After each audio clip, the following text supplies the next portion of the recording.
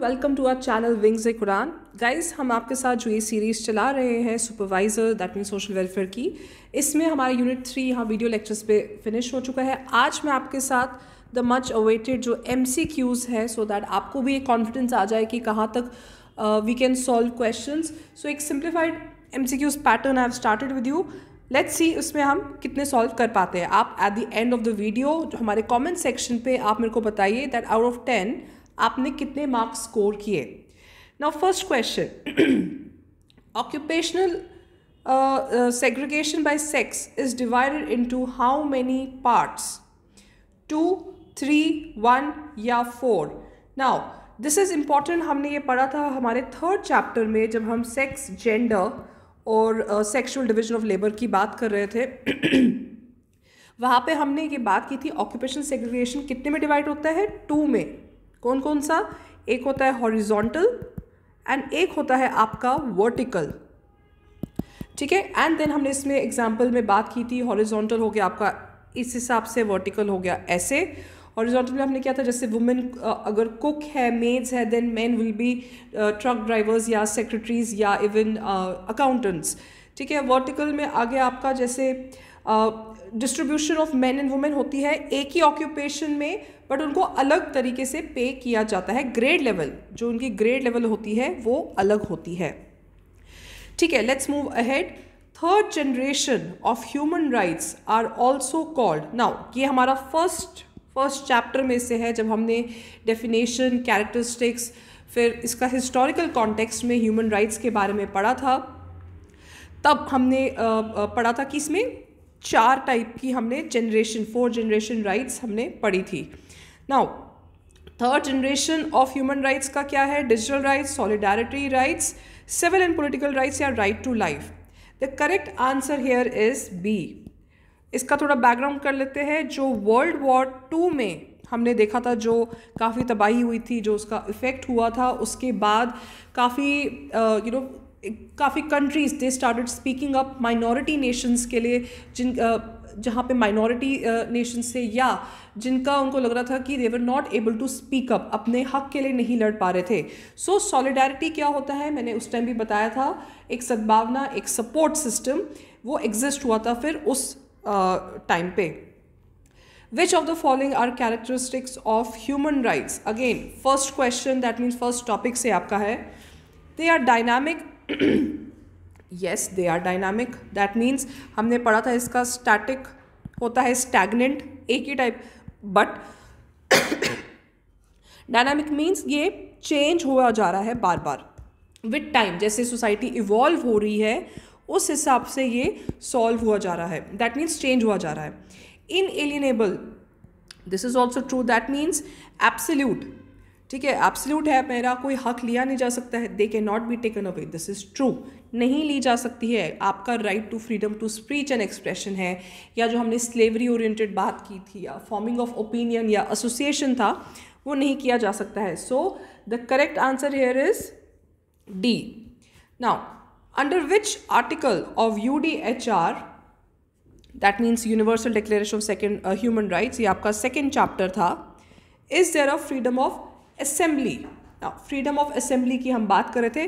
मैंने इस टाइम भी आपको पढ़ाने के टाइम आपको हिंट दी थी, इसको आप कॉन्स्टिट्यूशन ऑफ इंडिया से जोड़िए, ठीक है। कॉन्स्टिट्यूशन ऑफ इंडिया से जोड़िए, थोड़ा आपको हिंट मिल जाएगा। Article 21, 19, 20, 22। The correct answer here is आपका आर्टिकल 20, फ्रीडम ऑफ असेंबली। ये बात करता है कि every person, the word is person not citizen, every person जो है वो किसी भी देश में रहता हो, उनका हक है, उनका अधिकार है फ्रीडम ऑफ असेंबली और एसोसिएशन। दैट मीन्स वो कोई एसोसिएशन फॉर्म कर सकते हैं या कहीं पे इकट्ठा होके कुछ अगर उनको प्रॉब्लम सॉल्व करनी हो या आंदोलन करना हो वो कर सकते हैं, but without arms. Reasons for gender divide is or are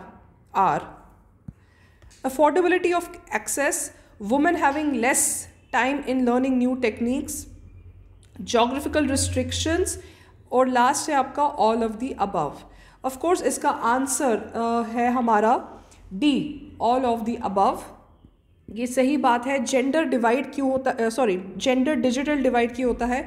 अभी भी मैंने आपको एग्जांपल दिया था, जब हम कोई एआई की बात करते हैं, आर्टिफिशियल इंटेलिजेंस ओरिएंटेड, या जब हम कोई टेक ओरिएंटेड बात करते हैं, हमें अभी भी एक मैन का चेहरा दिखाई देता है, ठीक है। अगर मैंने आपको एग्जांपल दिया था, सिविल इंजीनियरिंग का कॉन्सेप्ट है या जॉब्स है उसके रिलेटेड, तो वहाँ पे भी यूजुअली दे मेक श्योर कि यहाँ पे मेन ओरिएंटेड हो। येस, अफोर्डेबिलिटी एक्सेस हो जाता है अगर एक घर में एक मोबाइल है, दैट मीन्स आज के टाइम पे हम बोले कि इंटरनेट एक्सेस वाला मोबाइल है, स्मार्टफोन है, एक लड़का और एक लड़की को रूरल फार फ्लंग एरियाज़ में देखा जाए लड़के को पढ़ना है, तो काफ़ी बार प्रॉबिलिटी होती है कि वो लड़के को पढ़ाया जाता है। Less time, of course we don't have ज़्यादा मच टाइम, बिकॉज हमें household responsibilities, domestic responsibilities बहुत ज़्यादा हो जाती है। Geographical restrictions, yes, like I said, far flung अगर एरियाज़ है, हिली एरियाज़ है, वहाँ पे कनेक्टिविटी इशू की प्रॉब्लम की वजह से, प्लस जो हम पे बर्डन होता है, सोसाइटल बर्डन की, हमें डोमेस्टिक चोर्स में बिजी रहना है, so that could be one of the reason. Now, which act law provides protection of children from sexual offenses? Okay, कौन सा वो एक्ट है? This is important. POCSO, juvenile justice act, constitution of India या criminal procedure code? इसका answer आपका आ जाता है POCSO. Now what is a full form of POCSO? हमने कल वाले लेक्चर में इसमें बात की थी, इसको मैं टिक कर लेती हूँ, प्रोटेक्शन ऑफ चिल्ड्रन, ठीक है, फ्रॉम सेक्सुअल ऑफेंसेस एक्ट 2012 का था। दैट मीन्स इसमें जो बच्चों को प्रोटेक्ट करना है, उन बच्चों को, दोज जिनने सफ़र किया है सेक्सुअल असॉल्ट या हैरेसमेंट, और एक स्पेशल कोर्ट जिसको कहते हैं स्पेशल कोर्ट फॉर्म होगा उस कि वो ट्रायल अलग से हो। What can be causes of child labour in India? Child labour oriented बात करते हैं, हमने इसमें देखा गया था कि अगेन इसके रिलेटेड हमने लॉज की भी बात की थी। Poverty, loss of guardianship, natural disaster, all of the above? The correct answer here is all of the above. Okay, first of all मैंने डेलिबरेटली ये डी ऑप्शन रखा था आपके लिए, सो दैट आपको लगे कि नहीं, एक एक ऑप्शन हो सकता है। चाइल्ड लेबर, एक बच्चा लेबर क्यों बना है? बचपन में ही क्यों उसने एक मजदूर बन गया और एक काम करने का उसको एक I won't say opportunity, but उसको एक मुसीबत आई उसकी लाइफ में कि उसको एक लेबरर बनना पड़ा। गरीबी, yes, loss of guardianship, parents की डेथ, इमीडिएट फैमिली मेम्बर कोई अवेलेबल नहीं है। नेचुरल डिजास्टर्स, येस, मैंने आपको कल बताया था, जैसे अर्थक्वेक है, अर्थक्वेक आ गया, फैमिली तबाह होगी और वो बच्चा रह गया, उसका फर्स्ट सर्वाइवल इंस्टिंक्ट क्या रहेगा? क्या मुझे पहले जॉब करनी है अपने दो वक्त का खाना कमाने के लिए, या क्या मैं अपनी एजुकेशन परस्यू करूं? स्पेशली फार ऑफ एरियाज़ में या रूरल एरियाज़ में देखा जाता है। व्हाट आर द एग्जाम्पल्स या factors responsible for female foeticide in India? Female foeticide हमने पढ़ा था, व्हाट इज दैट? अगर अनबॉर्न गर्ल चाइल्ड को मारा जाए, मैंने आपको बताया था इसमें बिफोर एंड आफ्टर वाला concept, before she is born and after जब वो sex determination activity, that means वो टेस्ट हो जाता है। इसके रीजंस क्या है इंडिया में? Patriarchy, of course the most important one.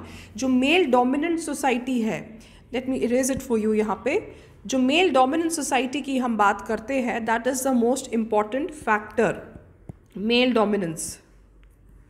Okay, limited family planning options for poor people, yes, आज के टाइम पे भी फैमिली प्लानिंग ऑप्शन जो रहता है या इवन इसके रिलेटेड डिस्कशन रहता है, उसको ओपनली लोग डिस्कस नहीं करते हैं, अभी भी वो एक टैबू जिसको कहते हैं बनाया गया है। Fewer economic opportunities for women, yes, हमारे लिए अपॉर्चुनिटीज़ कम देखी जाती है, ऐसी है नहीं। अब अगर अगेन आपने सेक्सुअल डिवीजन ऑफ लेबर के रिलेटेड पढ़ा है, फीमेल इकोनॉमिक अपॉर्चुनिटीज़ हमारे लिए कम नहीं है, बट हमारे लिए बनाई जाती है कम, क्योंकि हमें सेक्स ओरिएंटेड हमें जॉब्स दी जाती हैं, फील्ड वर्क ओरिएंटेड आपको कम वुमेन की जॉब्स मिलेंगी। Last 2 questions, reasons for people indulging in drugs. अब ड्रग इशू मैंने आपको बताया था कैसे हमारी स्टेट में आजकल फैल रहा है, Punjab is the biggest example, या अगर हम बोले जैसे कुछ बॉर्डर एरियाज़ रहते हैं वहाँ पे ड्रग्स ओरिएंटेड बहुत इशू आ जाते हैं। Peer pressure to reduce stress, family history, all of the above.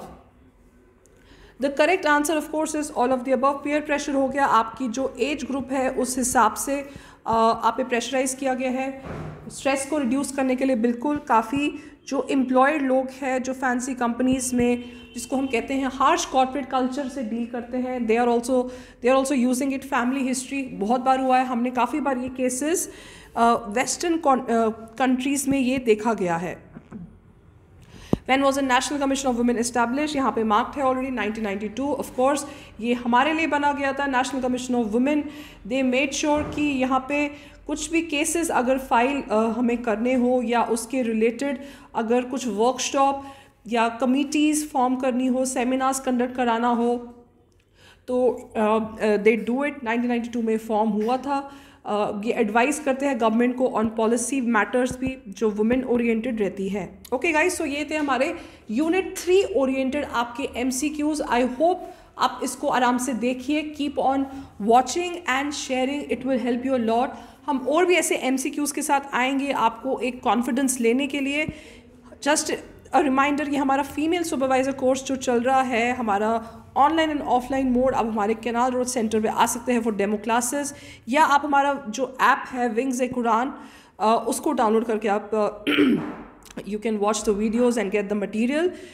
Online forester course भी हमारा अवेलेबल है, यहाँ पे live coverage live Q&A session भी है, इसमें आपका फ्रेशली अपडेटेड लेक्चर्स है एंड हम इसकी जल्द ही टेस्ट सीरीज स्टार्ट करने वाले हैं। ओके गाइज, सो आज के लिए इतना रखते हैं। आई शैल सी यू सून, बाय बाय।